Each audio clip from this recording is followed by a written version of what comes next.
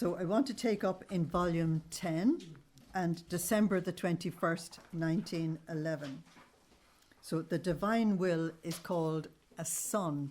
And the reason for that is that the sun is the source of light for us on the earth. And the divine will is God, who is light. So 1 John 1:5. As I was in my usual state, Luisa said, Blessed Jesus came for just a little while, and placing himself in front of me, he looked at me all over. Now, those gazes penetrated me inside and out, and I became all light. Now, put beside that Mark 10:21, that Jesus gazed at the young man. Do you remember the rich young man? He really gazed, and his gaze actually penetrates you. Now, Luisa is in a very high state of union with God, and so that gaze, she said, I became all light. So she was infused with this light. And the more he looked at me, the more I sparkled, she said. And through this light, he looked at the whole world. Okay, so Luisa is the channel through which he is actually viewing the world. Now, if he looks at the world through Luisa, he's taking the best possible view. Can you get it?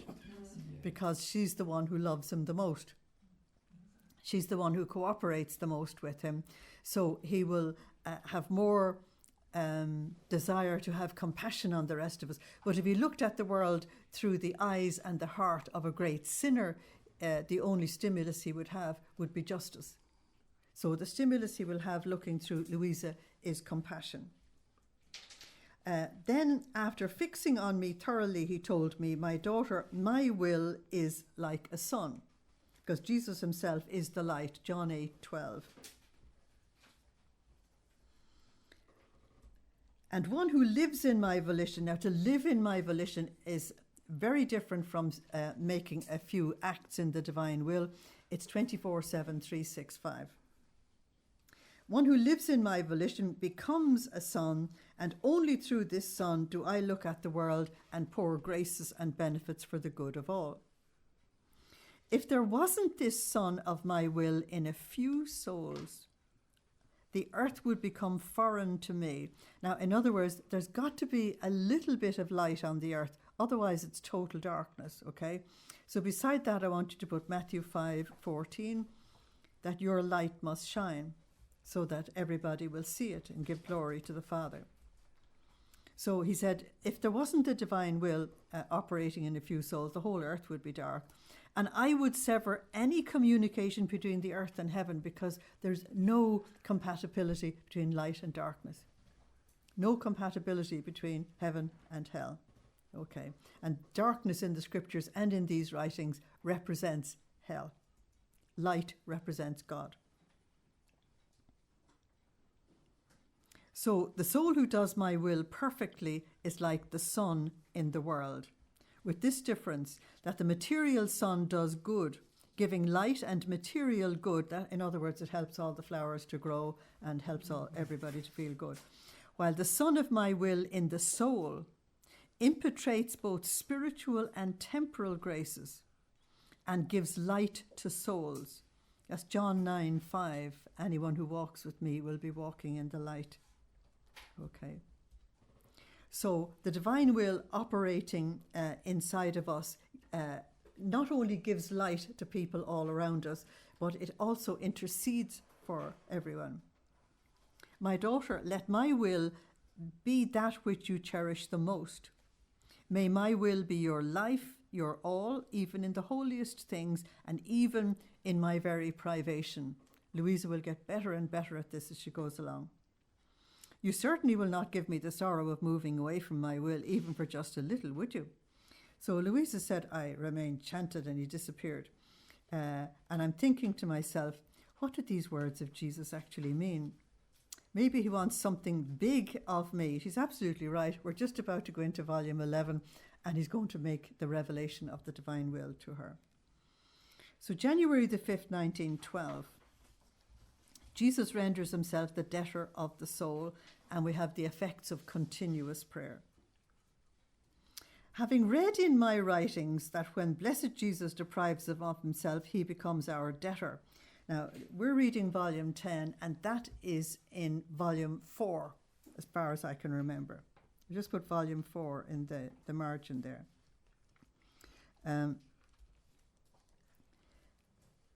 So, notice that Luisa is reading her own writings. Why would she have to do that? She has to do that in order to correct any mistakes. She has to do that to try and answer any questions that the priests have and all the rest of it, okay? Because anybody who writes a book has got to do their own editing of the material. So he becomes our debtor. I was thinking to myself, if Jesus counts all the privations and the huffs and the peaks that I must take, especially in these times, who knows how many debts he has made with me? But I fear as if my state is not his will. She's still at that in volume 10. Instead of making him the debtor, I render myself the debtor. So Jesus moved in my interior. That's Luke 17:21. The kingdom of God is within you. And also 1 Corinthians 3:16. Know you not that you are the temple of the living God, and the Spirit of God dwells in you.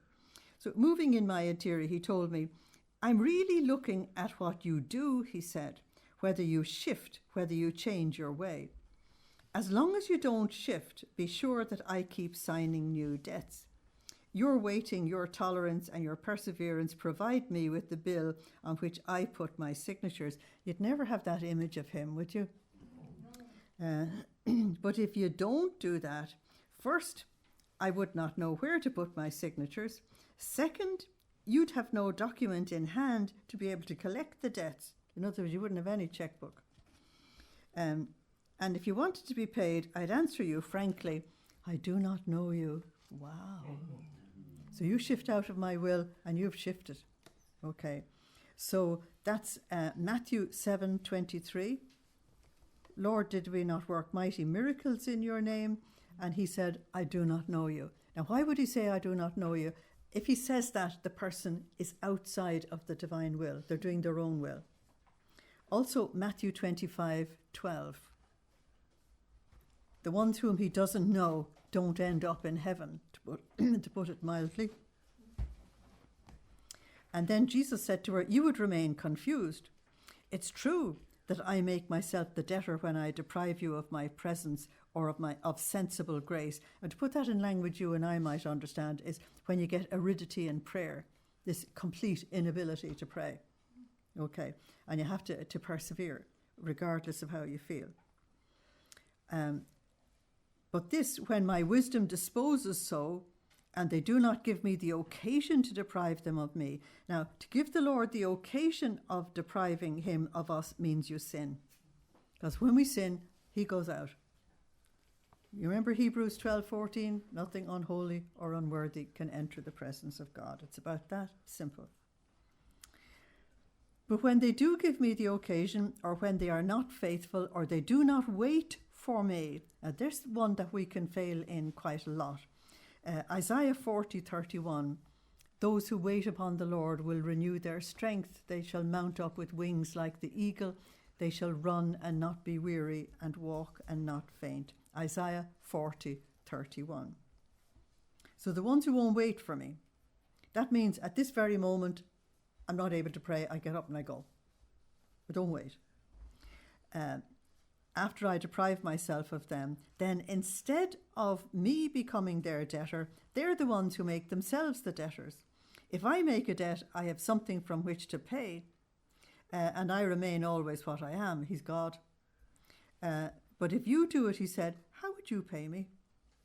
Do you remember the unforgiving debtor? Mm-hmm. Matthew 18:21-35. There was no way he could repay the debt, could he? And there was no way that we can repay our debts either.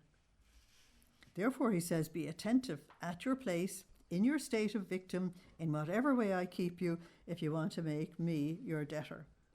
Okay.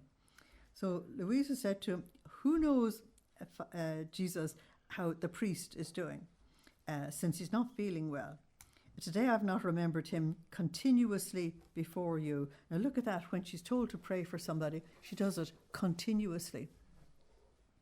Sometimes when people ask us to pray for them, you might pray once and then think, well, I prayed for you. Do you know what I mean? She will keep it up. She said, as I did the day before yesterday. And then Jesus said he keeps feeling more relieved because, watch this now, this is fantastic. Because when you pray me continuously, I feel the strength of the prayer. And it almost prevents me from making him feel more suffering. Notice the almost. That means I'm not going to heal him. He needs a bit of suffering. But if you keep praying, then the whole thing is mitigated, okay? With time, as this continuous prayer ceases, he said, this strength keeps dissolving and I'm left free to make him suffer more. I love that. Sorry for laughing, and I noticed that too many of you are laughing.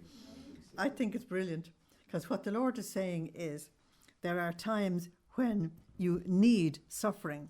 You don't want it, but you actually need it. You don't know you need it. He knows it. And he will send suffering to you in order to accomplish that thing of getting you out of wherever you are and on a little bit further in the journey of union to him. But if somebody prays for healing, they're blocking the thing, and you still have this debt. It's very interesting. It's something we can discuss later, because many people misunderstand praying for healing. And the Catholic way is actually the correct way, if it be God's will. Catholics always added that. It was the Protestant influence that said, I command healing, the big me. But the Catholics always added, if it be God's will. Because the Protestants don't accept the cross. We do. They don't accept that God sends you the crosses in order to purify you and sanctify you. And they consider any suffering and any cross to be an evil. This is where we are very, very different in our approach to spirituality. So obviously this priest needed a bit of purification. And Jesus says, when you get tired praying, I let him have the suffering. It's very interesting. But notice how sensitive the Lord is to our prayer. As long as the prayer is kept up, he won't let the suffering. In other words, he will actually hear you. And for love of you, he gives the priest time out. It's very interesting. So we need to remember that when people are ill, that we pray for their comfort and that they can relax into accepting what God wants to do and bring them through, and to pray them through the journey rather than take them away from what God is doing. I don't know if I'm talking sense, but we can discuss it later. So January the 11th, 1912 is about love. After I received communion, my beloved Jesus made himself seen all around me, and I was in the middle, as if within a flow. Jesus was the flow. So she's the little thing in the river. Jesus is the river. He's the flow. And I, the nothing, which was in the middle of the flow. Now notice my nothingness in your allness. We say it in our morning prayer, don't we?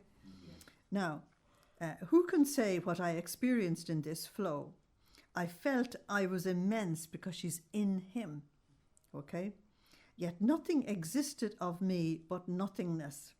There's my nothingness in your allness. And what she's saying here is that this is your greatest position of power. So it's 2 Corinthians 12:9. My power works best in weakness. The Lord doesn't mind us having weaknesses so long as we just let his power work with us. 2 Corinthians 12:9. So I felt I was immense, she said, yet nothing existed of me but nothingness. I felt breathed upon by Jesus. Now, Jesus breathed upon the apostles in John 20, verses 22 and 23. And his breathing upon them made them a living church. That's John 20, verses 22 and 23. I felt breathed upon by Jesus. I felt his breath around me and everywhere. But I don't have the words to express myself. I'm too ignorant. I wrote this to obey, she said. Then afterwards Jesus told me, "My daughter, see how much I love you and how I keep you safe within my flow." In other words, you are completely surrounded by me. Okay. I keep you within me. And this is how you should keep me safe and sheltered within you. Now that's John 14, 20 to 21. You in me and I in you, both completely one, both flowing into each other. So this is how you should keep me. It's John 14, 20 to 21. Love wants to be matched by love. Now, St. John of the Cross says love can be repaid by love alone. Now, you know yourselves that if a parent gives everything material to a child but doesn't love them, they will have a very dysfunctional person on their hands, because the only thing that keeps us healthy and safe and able to grow is love. There's nothing else. Okay, but I want you to notice that love wants to be matched by love. There are two capitals there. That's divine love in us. That's we're living at the divine level. Wants to be matched by divine love, which is divine. And you can say it the other way around. God's divine love wants to be matched by his own love in us, so as to have contentment in making a greater surprise of love. Therefore, never go out from within my love, from within my desires, and from within my works, and from within my all. So that's John 15:9. As the Father has loved me, so I have loved you. That's also Deuteronomy 6:4 to 10.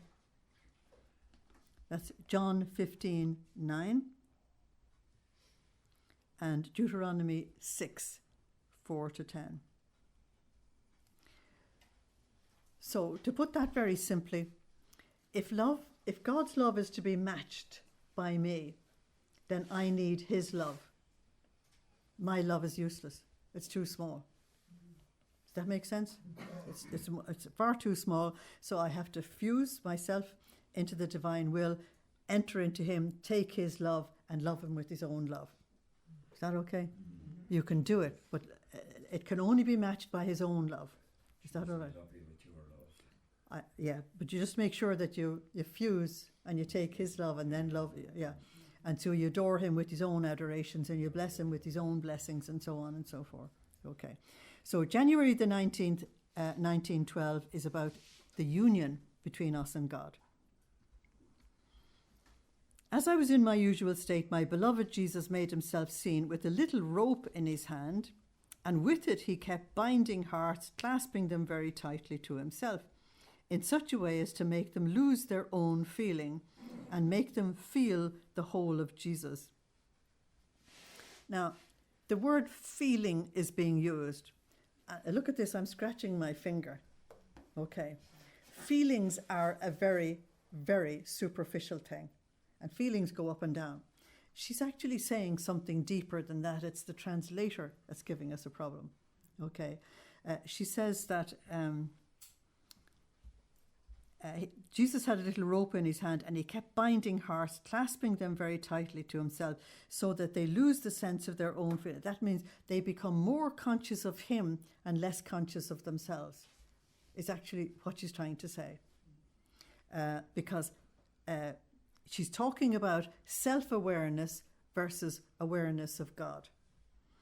And if you're reading books about contemplation, one of the things, if you ask what is contemplation, they will tell you it's an awareness of God. It's an awareness of God. Whether you're actually praying or not praying, you have this awareness of God.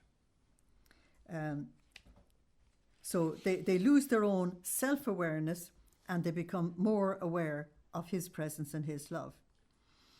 In feeling themselves so clasped, the hearts wriggled about, and as they wriggled about, the knot which Jesus had made over them loosened, as they feared that it was a detriment to them to no longer feel themselves. Now, some people who don't understand contemplation, don't understand this union with God, think that as they are drawn into this incredible union with God, that they're losing their self-awareness and they're losing their control, and they resist it, and they're resisting an enormous grace. It's really sad. All afflicted because of the behaviour, Jesus said, "My daughter, have you seen how souls render my tenderness," not tenderness, of love in vain? I keep binding hearts to unite them closely with me, to make them lose all that is human. And instead of letting me do it, seeing that their human being broken, now I'll explain this in a minute, they lose air, they struggle, they wriggle about, and also they want to look a little bit themselves at how cold, dry, or warm they are. Okay. Now, when the Lord is drawing us to himself, this kind of experience that is being spoken about here, you'd get it more when you're in prayer than out of prayer. Is that okay? And the Lord tries to draw you out of just being a human, estimating everything according to how I feel. And he tries to draw you into recognizing him, recognizing his presence, recognizing his love. Therefore, he pulls you away from your selfishness and your self-awareness and what's in it for me and all the rest of it. And he tries to pull you gently towards reaching out to him and reaching out to love. And so there will be, the ego has to let go for love to actually rise. And when that process is completed, some people, it takes them all their lives. Some people can do it quickly. But when the ego actually lets go, divine love is born. It's literally a resurrection moment, and he will talk about that again. It's an incredible resurrection moment. And so you become aware of him and less aware of everything that's for yourself. I remember talking to somebody, and I know a few people like this, in fact, and I said, "Why aren't you wearing a coat? It's very cold today." And they did this. They looked at the arm and said, "Yeah, true," and continued talking. Their awareness was not with the body. It was with the presence of the Lord. And when they saw the goose pimples on the arm, they said, "Oh, yes, true, you're right." The rest of us wouldn't wait that long to put the cardigan on, would we? No, but it's just that the awareness has been drawn into a much, much deeper place. And these people who are like that have a very deep communion with God. So, and the Lord's trying to bring us all there. He doesn't love one person more than another. Okay. By looking at themselves, he said, and by wriggling about, the knot I made becomes loose, and they want to be with me at a distance. That means they want to be in control. Lots of people are like that. They have a little compartment in their heads for religion. And then outside of that compartment, it's me, or it's the world, or it's my family, or it's politics, or it's whatever it is. But religion only has this one compartment. And so there's no way the Lord has this person's life. There's no way that he is Lord of that person's life. No way at all. And it's very difficult for that person to have a deep communion with God. And it's only because they want to have control. I remember hearing a comment many years ago from a priest, and he said, the last citadel that an intelligent man will give to his God is his intellect. You want to be in control, you want to understand, you know. And so we're like that. We only want to give what we actually know and grasp, and we know the value of it. We turn the penny over a few times to make sure that it really is only a penny, do you know what I mean? But the pounds are elsewhere. And so we can be very miserly in giving to God. They want to be with me at a distance, he said, but not clasped. Now, clasp means in union. In such a way that they no longer feel themselves. You see, because the person in union is thinking of the other one all the time. Okay. This afflicts me very much, he said, and they prevent my games of love. They do not think that And do not think that these are only souls who are far away from me. Rather, these are those who are all around you, she said. In other words, they're priests and religious and people who think they know God.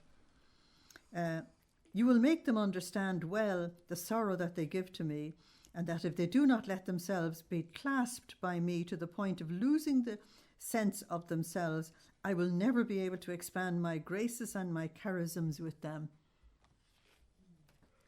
And then he said, do you understand? And she said, I do, yeah. Poor ones, Luisa said, if they understood the secret contained in your clasping, that clasping, she's actually using a word very similar to what's in the book of Genesis, that a man must leave his father and mother and cleave to his wife. Now that's the clasping of two in one. Okay, so we understand it in terms of marriage. So if I give you the marriage image, then you'll know what's being spoken about here, and it's a very close union with God. Okay. So if they understood the secret contained in this very close union with you, she said, they wouldn't do it. They would let you do what you want. Even more, they themselves would make themselves smaller so as to let you tighten the knot. Now, beside that, I want you to put John 3:30. He must grow greater and I must grow smaller. Okay. At that moment, Luisa said, I made myself very small and Jesus clasped me, and instead of wriggling about, I let him squeeze me more tightly. I call that squeeze a hard love. And as he squeezed me, I felt the life of Jesus losing my own. Now what Jesus has done there, and he does this with her all the time, because she's a woman who has no education. So he keeps on giving her graphic images of what he has just said so that she can get it. So he clasps her and she feels herself getting smaller and becomes more aware of him. And in describing this, she's trying to get us to understand what she's saying. Oh, how happy I felt with the life of Jesus. I was able to love more and I could reach everything that Jesus wanted because this love was divine love. So that's 1 Peter 5:5-9.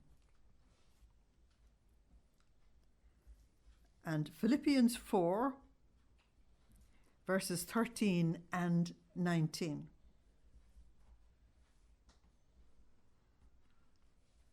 So January the 20th, 1912, we're talking about love again.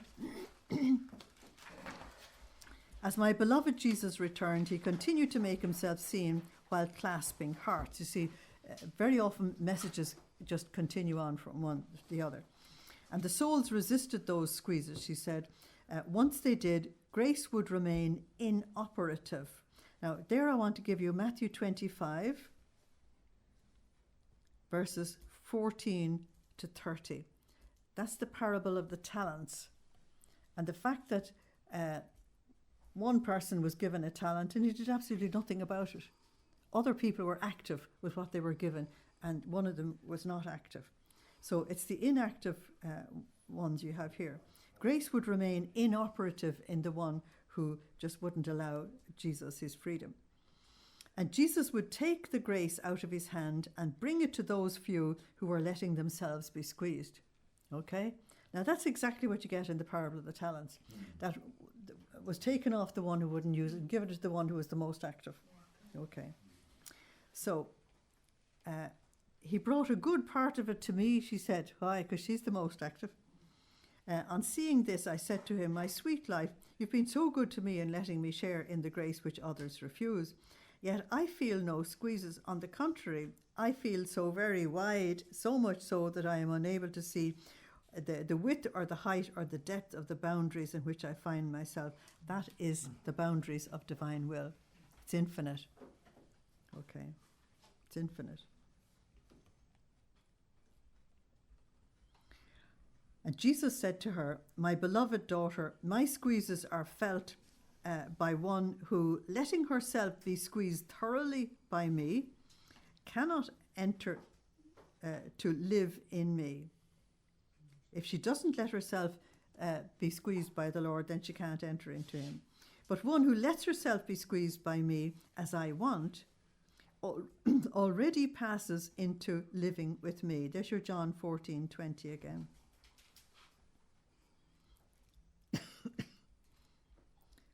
You also have Ephesians 2:10. Ephesians 2:10, we're God's work of art. And he keeps on saying, if you don't let me work with you, you're not going to get anywhere. Okay. So the one who lets herself be squeezed by me as I want already passes into living in me. And by living in me, everything is wideness. The constraints no longer exist. That means you have this incredible sense of freedom. All the constraint lasts for as long as the soul has the patience to let herself be squeezed by me, to the point of undoing the human being in order to live in the divine life. That means that allowing the ego to really be put down so that the divine life can rise up. Okay. But then, as she passes into living in me, I keep her safe. I let her wander throughout my endless boundaries. That is the endless boundaries of the divine will. And I no longer need to use bonds. On the contrary, many times I myself have to force her so as to put her out a little. Now, Luisa always complains when she's put out and she's sent back to her ordinary life. She complains loudly. To let her see the evils of the earth and to make her plead with greater yearning for the salvation of my children. So you can see that the reason why she's sent back from all these experiences out of the body is to go back and intercede for others. So to have them spared the deserved chastisements. And she's on tenterhook and she pushes me and she wants to enter into me, lamenting, saying that the earth is not for her. Now you've had that for 10 volumes with Luisa. How many times have I not done this with you, he said. I had to show myself huffy and fussy. Now he's using her words. To make you stay a little bit at your place. Otherwise you would not have lasted 1 minute outside of me. In other words, I had to use force on you to make you do it. My heart knows what I suffered in seeing you outside of me, wriggling about, struggling and crying. While the others do this so as not to be squeezed, you do it so as to try and stay with me. So they're on two opposite ends of the scale. And how many times have you yourself not become huffy and fussy because of this, my way of operating? Don't you remember that we've also been in a fight? And that's a little while earlier. And she said, yes, I remember the day before yesterday, she said, precisely, I was about to get upset because you put me outside of yourself. And as I saw you crying over the evils of the earth, I cried together with you, and the huffiness went away. You are truly naughty, Jesus, she said. That's a very close relationship, isn't it? Don't you know that you are naughty, little naughty one, she said. But you're naughty of love, it's okay. In order to give love and to receive love, you arrive at naughtiness. Isn't it true, Jesus, she said, after a huff and a fuss that we take with each other, and we love each other even more. And he said, certainly. It's necessary to love, he said, and we'd have to add the words in order to be able to understand love. If you don't allow love's expression, how will you ever come across it? And when love does not obtain the intent by good manners, it tries to obtain it with huffs and fusses and even holy naughtiness. Now, those of you who are married probably understand that more than me. Okay. So, January the 27th, 1912. This is Luisa wanting obscurity. This morning, Jesus showed me a soul who was crying, but it seemed rather to be crying of love. Jesus clasped her, and it seemed that inside his heart there was a cross, which pressing against her heart made her feel abandonment, coldness, agony, distraction, oppression, and so on. And the soul wriggled about, and a few times she escaped from the arms of Jesus to put herself at his feet. That's a very interesting one, isn't it? Here, have you got it? He's holding her very close to himself, and she wriggles out, gets down to his feet, which means she's outside of his heart, and she thinks it's more religious to be at his feet, whereas he had brought her into a much higher place. That's us doing something we don't understand what he's at, and we actually do the wrong thing. So she escaped the arms of Jesus in order to put herself at his feet, which she thought was a more humble position. And probably maybe her spiritual director told her that as well. Jesus wanted that in her state, she would hold on, remaining in his arms, telling her, if you are able to hold on in this state, remaining in my arms without wavering, this cross will be your sanctification. Otherwise, you'll always stay at the same point. Now, the rest of us know all about that, don't we? Have you ever had an experience more than once? And you said to yourself, I have been round this roundabout before. Now, so long as you don't do the roundabout 10 times, it isn't too bad. But some people go around the roundabout so often that they actually see their own tracks. And what they're doing is they're refusing to take the one and only decision to get off the roundabout. That is, you have to take a decision to go forward. And each one of us have decisions to take inside that nobody else knows about. Because even though in one sense we're all on the same journey, in another, every single one of us is on a different journey. And there are decisions we have to take internally that if you don't do it, he'll send you around the roundabout to give you a chance to do it again. Okay. Or as teachers say, don't repeat the exam 10 times, Once is tolerable, not 10 times. And the awful thing is that you can get stuck. I've often met people who are completely stuck in the spiritual life. They had gone so far, but there was a point they wouldn't shift through. It's really very interesting. So Jesus said, my daughter, if I allowed them to hear something of what you say to me, it was because of their great faith. And if I don't do it, I feel as if I was defrauding them. But let others try, and you will see that I wouldn't even utter a sound. I want to give you Matthew 7:6. Don't throw your pearls before swine. Matthew 7:6. Jesus said, I let some people know what's going on between you and me because they'll benefit from it. But there are others and they won't benefit from it, and I'm going to shut them down. And if you were reading all of this stuff by yourself, you'd find there are parts of it you would get. And the recommendation we'd give you is just keep going. And when you go back, you might be ready for the bit that literally he shut your eyes when you were going through it. So Luisa said, I fear, Jesus, that even at this moment we're not alone, she said. And if you allow things to get out, where will my obscurity in you be anymore? Listen, Jesus, I'm telling you this nice and clear. How's that? I don't want my nonsense to get out, she said. She must be laughing up in heaven. Because you alone know me, how mad and bad I am, she said. For I even reached the point of being impertinent with you and of being fussy as if I were a little girl. Who would ever reach this point? No one. Only my madness, my pride and my wickedness, she said. And since I see that you love me more, in other words, he likes it, in order to have more love from you, I continue with my nonsense, caring about nothing but to be your amusement. What do others know of this? She said. She's right, because most people don't have any idea of a closeness to Jesus like this. They know about a religious closeness, do you know what I mean? In other words, that you say all the right things and you give all the right responses, but not this family closeness, not this spousal closeness, which is absolutely incredible. And he said, my daughter, don't worry. I told you that I too don't want this habitually, at most once in 100 times. That's why she's living, while she's living.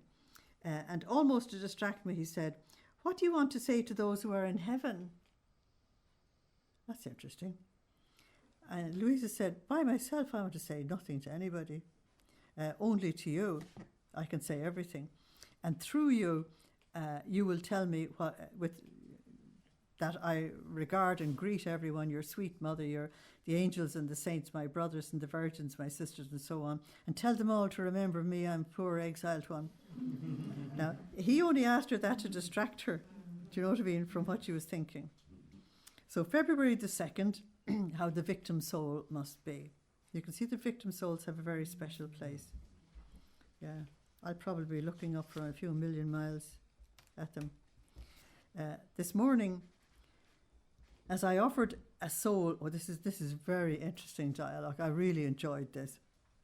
Luisa is offering a soul as victim to Jesus, and Jesus accepted the offer. He has so few of them that if somebody's offering, he'll accept it. Okay. And he said to Luisa, my daughter, the first thing I want is union of wills. In other words, you've got to have union if you're going to be a victim soul. You can't be a victim soul at a distance from union with God. It's not possible. She must give herself prey to my will. She must be the amusement of my volition. Now, the way we would say that is fully surrendered to the divine will.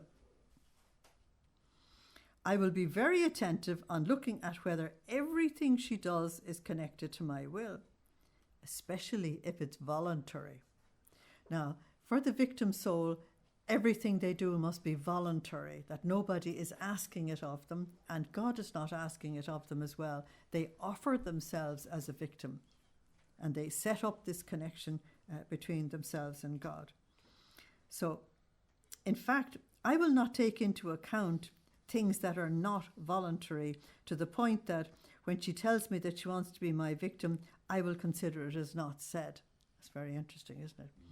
Now, suffering that's not voluntary is something that's given to you by somebody else, and something maybe even as a result of decisions you've made yourself, the result of your own actions. We say he or she is their own worst enemy, don't we?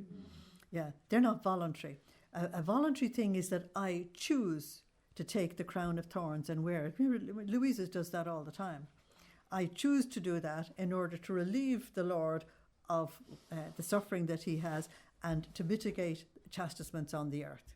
Okay, so the whole thing is voluntary. So that's the number one. And if they're not into voluntary sufferings, Jesus said, I won't even listen. Now, number two, to the union of my will add a victim of love. Now, St. Therese offered herself as a victim of love. And I will be jealous of everything. True love is no longer master of itself, but of the beloved. So if you offer yourself as a victim of love, then divine love takes over and you're not in control. Third, she must be a victim of immolation. She must do everything in the attitude of sacrificing herself to me, even in the most indifferent things. That means 24/7, 365, immolating yourself. To this you will add that being a victim, being a victim of reparation. She must feel sorrow for everything. She must repair me for everything. She must sympathize with me in everything. And there will be this fourth thing.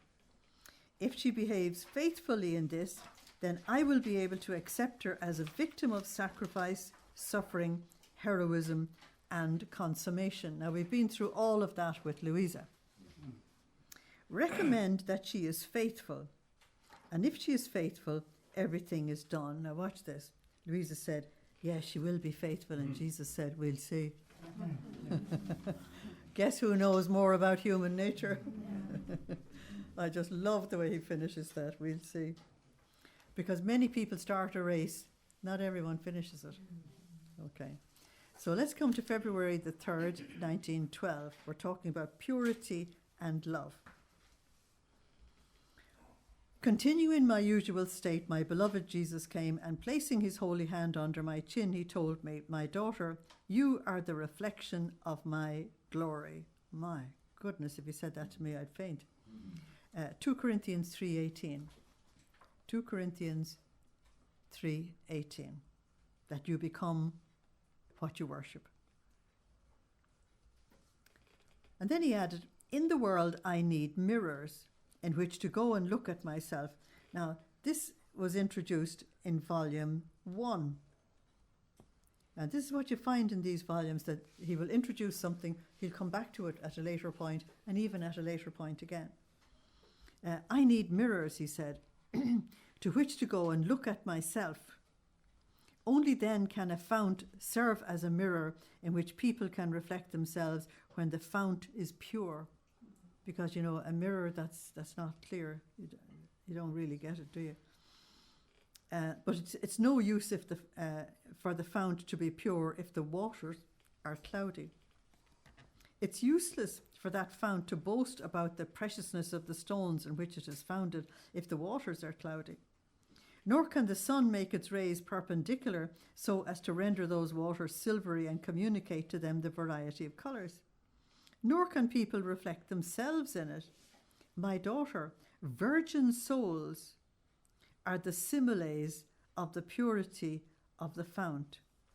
Now, we're used to the idea of talking about virgins meaning a person who is virgin in body. They've had no sexual relationship with anybody. The vast majority of people are not like that, but everybody can be a virgin soul. A virgin soul is someone who loves God more than anything else. The virgin soul is the one who has entered into the relationship with God and is seriously living the spiritual life. They put God first. And so the virgin souls are the ones who try to live Deuteronomy 6:4-10, loving God with all your heart, soul, mind, and being. These are similes for the purity of the fount. The crystal clear and pure waters are the upright working. Now we would call that righteousness. There's righteousness in a person's life. And the sun that makes its rays perpendicular is me, the light of God. And the variety of colours is love. Therefore, if I do not find purity, righteousness, and love in the soul, she cannot be my mirror. But by the same token, you know how to be a virgin soul, that he finds purity, righteousness, and love in the soul. These are my mirrors, in which I make my glory be reflected. With all the others, even if they are virgins, that is, in the body. Not only can I not reflect myself, but if I wanted to do so, I couldn't recognize myself in them. And the sign of all this is peace. That's Philippians 4:7, the peace that passes all understanding and guards the heart and the mind in Christ Jesus. And Isaiah 26:3, you keep him in perfect peace whose mind is stayed on you. The sign of it all is peace.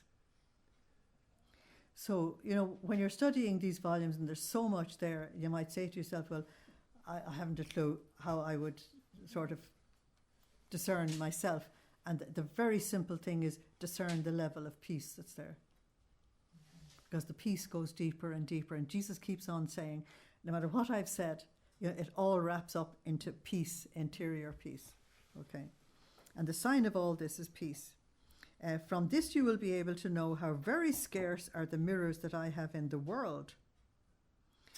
In fact, very few are peaceful souls. I've met so many people who have said to me, I've no peace of mind. So many. And you just say to yourself, where do we begin sorting this one out? You know, and this peace in the depths of your being means you are in communion with God. Okay. So February the 10th, 1912, this one is about discernment, and it's very important. Continue in my usual state, Luisa said. My beloved Jesus made himself seen for just a little.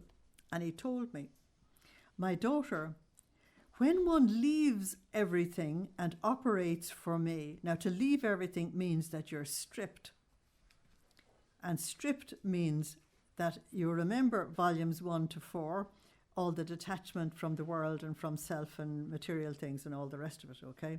So when one leaves everything, now the biggest thing you leave is the self and selfishness and self-esteem and all the rest of it. So you leave to cleave, do you remember? So when you leave all of this and they operate for me, that means they work for the Lord. And loves everything divinely, that means at a divine level. So that's in the divine will. All things are at his disposal. Isn't that very interesting?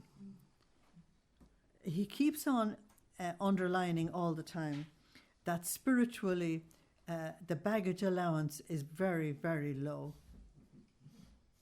Very low. And the more you want to fly, the less baggage you can take. It doesn't matter whether it's good, bad, or indifferent baggage. If it's baggage, you leave it and you keep going. Okay. And then you're going to be told as we go on in the volumes that the Lord wants to spiritualize us more and more and more. And I'll explain on the 29th something I really discovered about our Blessed Mother that will explain Luisa as well. That by the time you're ready to go, he has you spiritualized to the point that the soul just goes. Without moving a feather or anything.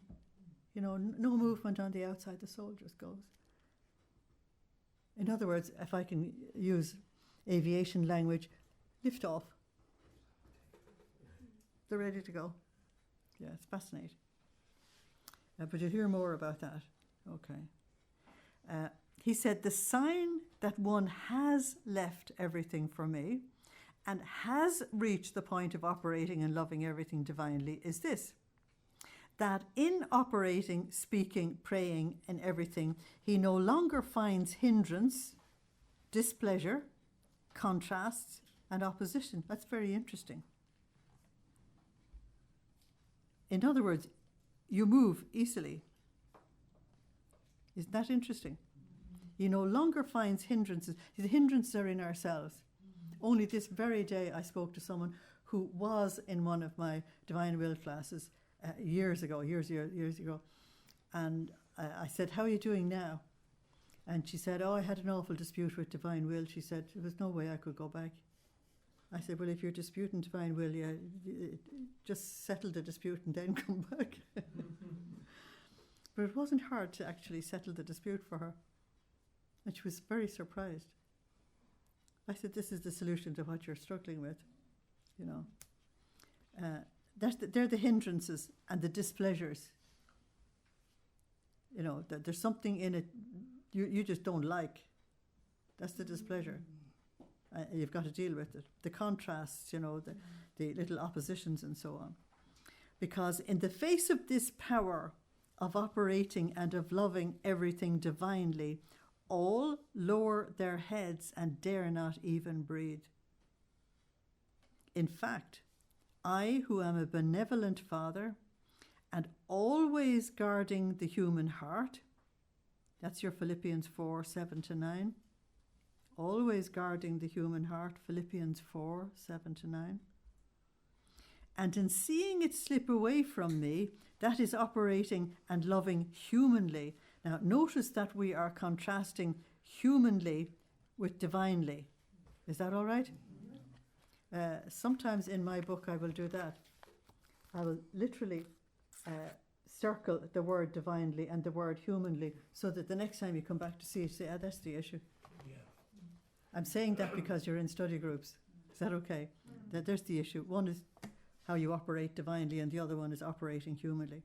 So if they slip away from me and they're operating humanly, he said, I put thorns and displeasure and bitterness and they prick and embitter the human work and the love. So what the Lord does is that he allows opposition to happen to you, to get you to think again. The thorn, it just pricks. Okay, and we call them the pinpricks of every day, don't we? He allows that to make sure that you remember not to operate on a level that's too low. And the soul, on seeing herself pricked, realizes that this way of hers is not divine. So she enters into herself and acts differently. So you can see that the little pinpricks of every day are there to goad you to get back into...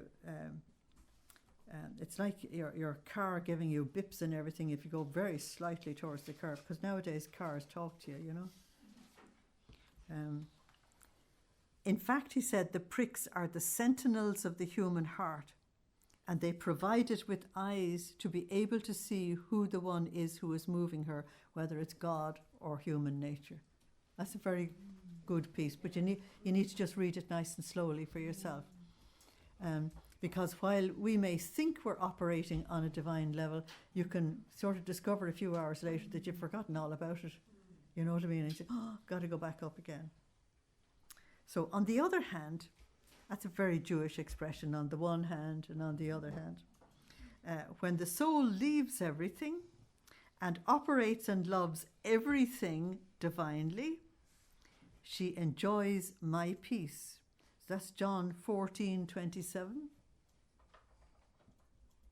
and Luke 12:51. John 14:27 and Luke 12:51. She enjoys my peace. And instead of having the sentinels and the eyes of the prickings, she has the sentinel of peace. That's what we said a few minutes ago, that the thermometer really is peace. How much peace do I have? Which moves anything that can disturb her peace away from her. That's Hebrews 13:20. Hebrews 13:20. And the eyes of love which put to flight and burn those who want to disturb her. Therefore, they remain at peace with regard to that soul, and they give her peace, and they place themselves at her disposal. It seems that the soul can say, nobody touch me because I am divine. Isn't that incredible? So that's Psalm 82:6. I said you are gods, all of you sons of the Most High. Yeah, and it's also Psalm 8, verse 5. You've made us little less than a god. With glory and honor you crowned us. Okay. Nobody dare to disturb my sweet rest in my highest good. And if you dare to, with the power of Jesus, which is mine in the divine will, I'll put you to flight. Now, in order to really get the whole of that message, you have to kind of remember what was given in volumes 1 and 2 particularly. And that is that Jesus said you mustn't have any disturbance. You must deal with all kinds of disturbance. You must make sure that there's self-denial and mortification in your life. You must try and get your life right into the stream of divine will, and then the peace will take over. The peace will take over. And with the peace, you get spiritual security and so on and so on. And so you get the same thing on a higher level here, that you can either operate divinely or operate humanly. Now, outside of you, nobody's going to know that. Absolutely nobody is going to know which level you're operating on, you know. And just like if you're sitting in an airplane, you've no idea how the pilot is operating the controls. You just hope for the best.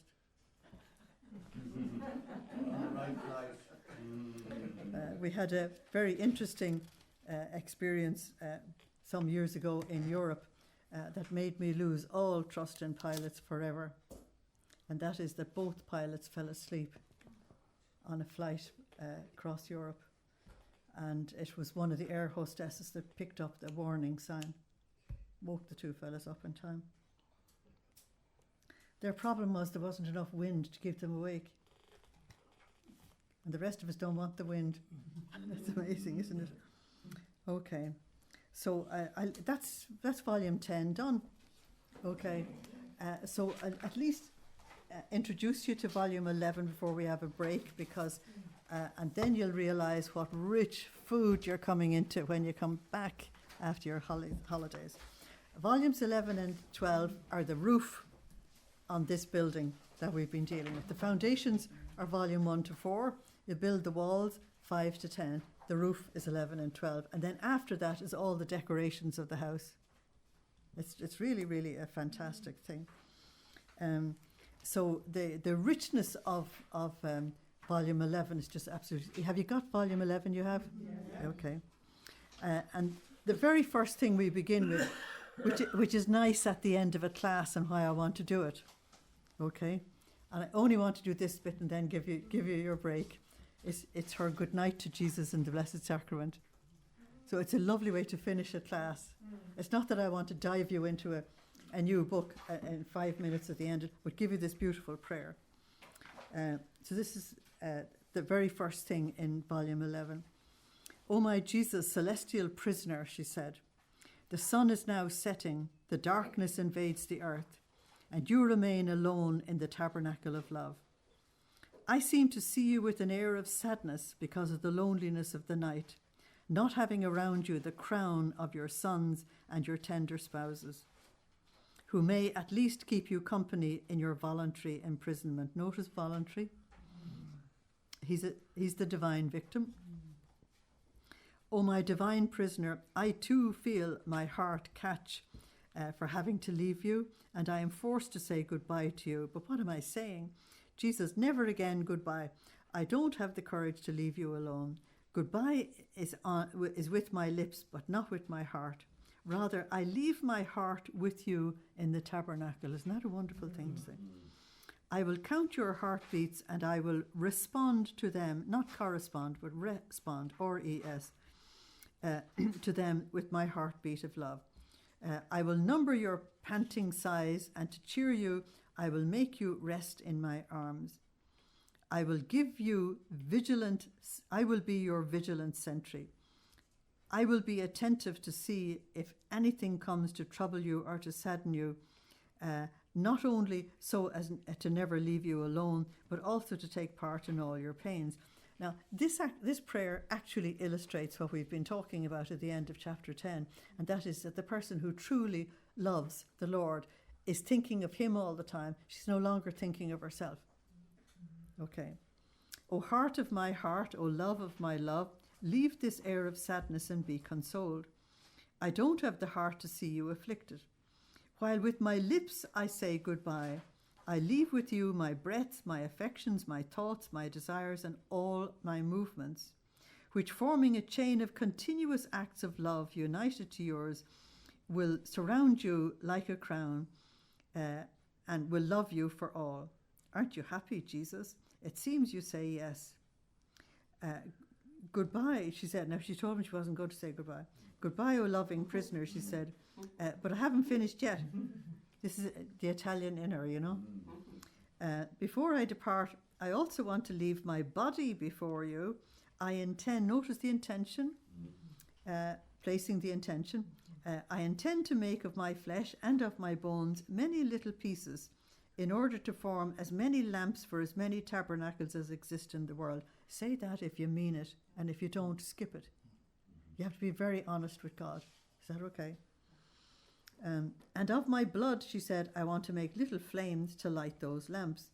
And in every tabernacle, I intend to put my lamp, which, uniting with the lamp of the tabernacle that gives you light at night, will say to you, I love you, I adore you, I bless you, I repair you, and I thank you for me and for all. Goodbye, O Jesus, but listen to one more word. Let us make a pact, and the pact be that we will love each other more. Love never has enough, as you know. You will give me more love and will enclose me in your love, and will make me live of love and will bury me in your love. Now that's Ephesians 3. Ephesians 3, 16 to 21. Grounded in love and built on love and reaching the fullness of love. Okay. And you will bury me in your love. Let us tighten our bond of love more strongly. I will be content only if you give me your love to be able to really love you. Goodbye, O Jesus, bless me and bless all. Clasp me to your heart, imprison me in your love, and I leave you, placing a kiss on your heart. Isn't that a nice way to finish it? So that's the only reason why I wanted to start volume 11 tonight.